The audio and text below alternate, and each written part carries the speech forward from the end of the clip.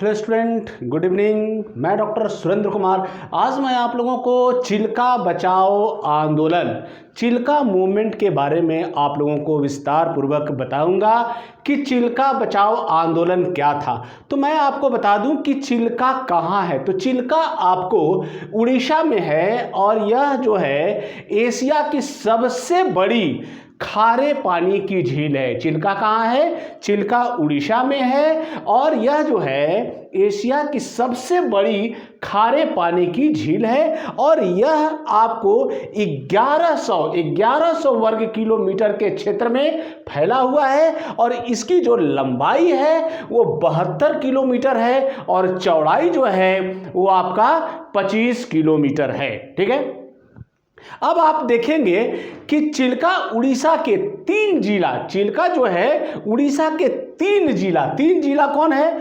पूरब में आपको क्या है? पुरी है, उसके बाद उत्तर में खुर्दा है और दक्षिण में गंजम को कवर ये करता है। ये 3 जिला को आपको चिल्का जो है ये तीन जिला को कवर करता है। और आंदोलन की शुरुआत कहां से हुई? तो मैं आपको बता दूं कि कहीं भी आंदोलन होता है तो कोई परेशानियां जरूर रहती है जिसके चलते समाज के लोग जागरूक होते हैं। और यही कारण रहा चिल्का के बारे में कि चिल्का में भी कुछ ऐसे बातें हुई जो वहां आंदोलन पर लोग मजबूर हुए। क्या कारण था? तो सबसे पहले शुरुआत कब हुई? तो शुरुआत के बारे में ये जानिए कि शुरुआत इसका होता है सर्वप्रथम 1991 में शुरुआत होता है। यह संघर्ष के रूप में जन्म लेता है जिसको मत्स्य महासंघ के नाम से यह जाना गया और 15 जनवरी 1992 में यहां से मेन स्टार्ट होता है। 15 जनवरी 1992 में गोपीनाथपुर गांव है, चिल्का के पास एक गोपीनाथपुर गांव था कि वहां से ये आंदोलन शुरू हुआ और इसका नाम दिया गया क्रांतिकारी युवा संघ। इसका नाम क्या दिया गया? क्रांतिकारी युवा संघ। और आंदोलनकर्ता जो थे चित्तरंजन सारंगी और उत्कल विश्वविद्यालय जो उड़ीसा में है उसके छात्र इसमें सम्मिलित हुए और तब यह जाकर ये आंदोलन बहुत विस्तृत हो गया और सरकार को वहां झुकना पड़ा। और क्या क्या बातें हुई अब हम लोग इस पर विस्तार से चर्चा करते हैं। तो उड़ीसा में जो चिल्का झील एशिया का सबसे बड़ा और विश्व का दूसरा सबसे बड़ा लैगून है। ठीक है, बंगाल की खाड़ी में उड़ीसा राज्य के पूर्वी तट पर खारे पानी की एशिया की सबसे बड़ी झील चिल्का स्थित है जिसकी लंबाई मैंने आपको बताया कि 72 किलोमीटर है और चौड़ाई आपका 25 किलोमीटर है और 1000 वर्ग किलोमीटर में यह पूरा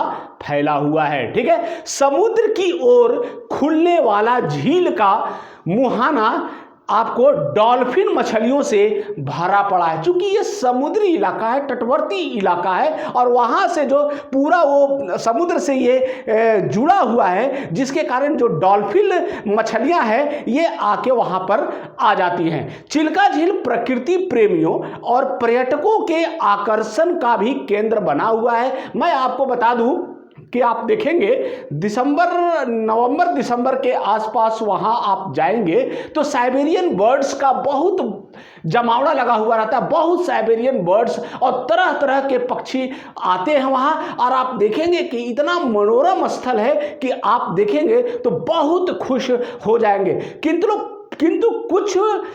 पिछले कुछ दशकों से स्थितियां अंधकारमय हो गई जिसके कारण यह क्षेत्र संघर्षमय तथा हिंसापूर्ण हो उठा।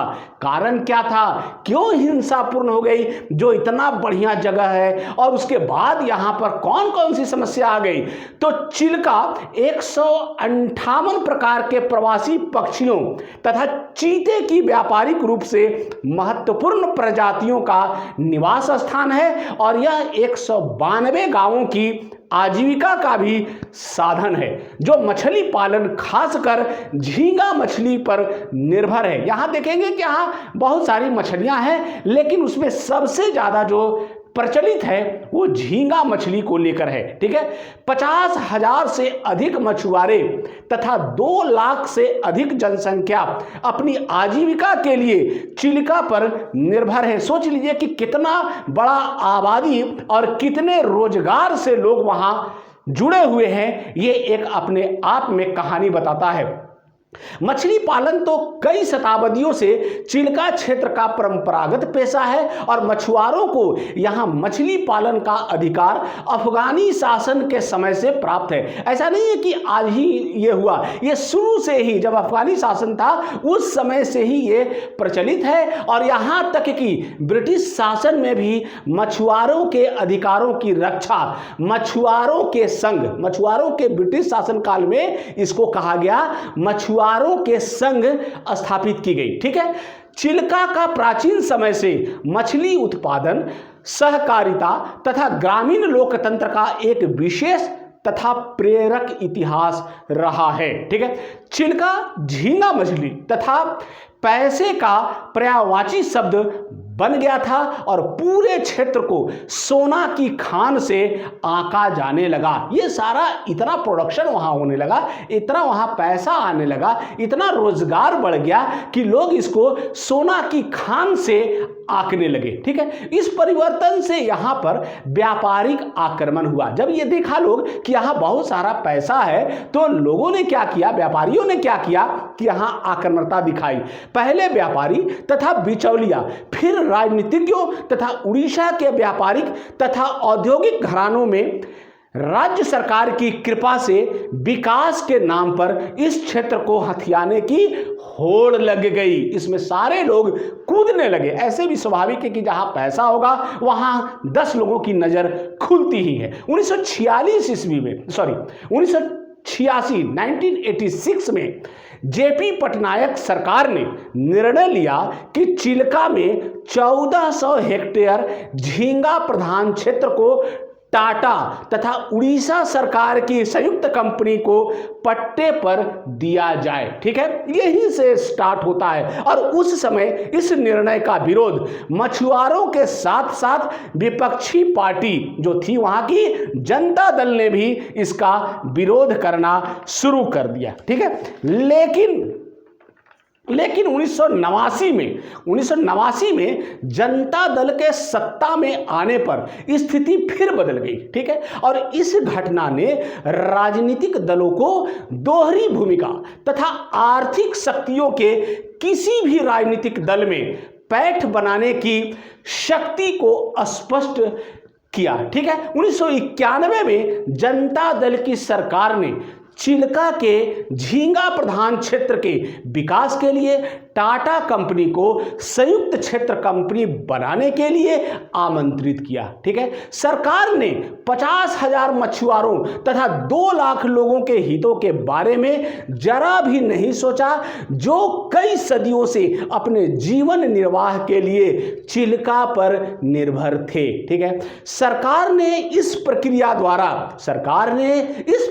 द्वारा पर्यावरण को होने वाली नुकसान की भी परवाह नहीं की। ठीक है, इस प्रकार सन 1991 में एक संघर्ष ने जन्म लिया। ठीक है, चिल्का के 192 गांवों के मछुआरों ने मत्स्य महासंघ के अंतर्गत एकजुट होकर अपने अधिकारों की लड़ाई शुरू कर दी। ठीक है, इस संघर्ष में उनका साथ उत्कल विश्वविद्यालय के छात्रों ने भी दिया। उड़ीसा में जो उत्कल विश्वविद्यालय है वहां के भी छात्रों ने इसके साथ हो लिए। ठीक है, और 15 जनवरी 1992 में गोपीनाथपुरम गांव में यह संघर्ष जन आंदोलन में बदल गया। ठीक है, यहां से स्टार्ट हुआ, पूरा बड़ा मोमेंट स्टार्ट हो गया। चूंकि छात्र भी उसमें कूद गए, वहां के स्थानीय मछुआरे थे वो भी कूद गए और आंदोलनकर्ता की संख्या काफी हो गई। चिल्का बचाओ आंदोलन ने विकास के उस प्रतिमान के विरुद्ध संघर्ष किया जिससे क्षेत्रीय पर्यावरण, विकास तथा लोगों की आजीविका को खतरा था। ठीक है, 1992 में 192 गांवों के लोग आजीविका के अधिकार के लिए मुख्यमंत्री बिजू पटनायक से मिले, लेकिन काफी समय के बाद भी सरकार की तरफ से कोई सकारात्मक जवाब नहीं मिला। ठीक है, अतः चिल्का क्षेत्र की समस्त जनता ने उत्कल विश्वविद्यालय के छात्रों द्वारा गठित संगठन क्रांतिदर्शी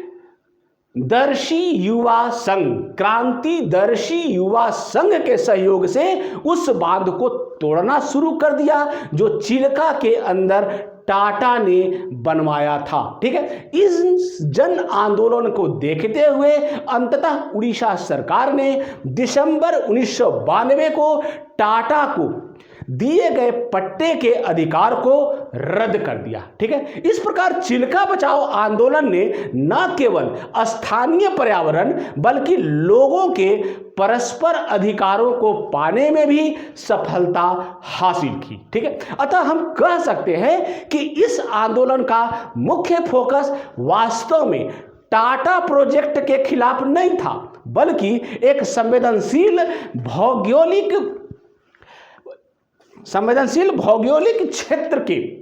क्षेत्र के दुरुपयोग और खराब विकास के खिलाफ था। ठीक है, आंदोलन ने नाजुक झील और उसके आसपास के लोगों के प्रति सरकार की त्रुटिपूर्ण नीतियों की तीखी आलोचना की और इस आंदोलन से शासन से संबंधित कुछ चिंताएं उभर कर सामने आए, जैसे कि चिल्का झील किससे संबंधित है, इसके लोग या राज्य से। फिर उसके बाद कि यदि चिल्का झील में मत्स्य व्यवसाय से बड़े कॉरपोरेट प्रवेश करते हैं तो स्थानीय मछुआरों की आजीविका का क्या होगा और गरीब मछुआरों की आजीविका सुनिश्चित करने में राज्य की प्राथमिकता क्या होनी चाहिए, ये सारे चीज सामने आने लगे। आंदोलन द्वारा उठाए गए मुद्दे भी शासन के पहलू से संबंधित थे, क्योंकि सरकार को उन विकासात्मक परियोजनाओं की योजना बनाते और उन्हें क्रियान्वित करते समय अपनी प्राथमिकताओं पर विचार करने के लिए मजबूर किया गया था, जो सीधे तौर पर गरीबी को प्रभावित करती है। ठीक है, इसके अलावा इसने प्रशासनिक निर्णय लेने और निष्पादन में खामियों को भी उजागर किया और निश्चित रूप से राज्य और उसके गरीबों के बीच वास्तविक संबंध भी प्रयास में आया। ठीक है, अंत में सरकार को यह स्वीकार करने के लिए मजबूर होना पड़ा कि उसे अपने गरीब और वंचित लोगों के प्रति संवेदनशील के साथ निर्णय लेने की प्रक्रिया को सही करना चाहिए। ठीक है, निष्कर्ष के तौर पर हम कह सकते हैं कि अगर यह मामला भी दर्शाता है कि समाज के सदस्यों द्वारा सामूहिक कार्रवाइयों के बीच से राज्य स्कैन के बैठने और अपनी निर्णय लेने वाली गलतियों पर ध्यान देने और उपचारात्मक कार्रवाई करने के लिए दबाव डाला जा सकता है। अगर ये यहाँ के मछुआरे और आपको उत्कल विश्वविद्यालय के छात्र अगर सम्मिलित नहीं होते तो ये आंदोलन सफल नहीं होता। तो आज मैं आप लोगों को चिल्का बचाओ आंदोलन पर बहुत ही विस्तार पूर्वक बताया है और आप लोग इसको बहुत ही अच्छे ढंग से समझ लीजिए। फिर एक दो बार इस वीडियो को देखिए, एकदम आपके दिमाग में घुस जाएगा। मैं एक चीज बता दूं कि यह परीक्षा के लिए बहुत महत्वपूर्ण टॉपिक है और परीक्षा में इससे प्रश्न जरूर आएंगे। और एक चीज और मैं बता दूं कि इससे संबंधित बहुत सारे लेक्चर मेरे YouTube चैनल पे उपलब्ध है, आप वहां भी जाकर इसका लाभ उठा सकते हैं। थैंक यू, धन्यवाद।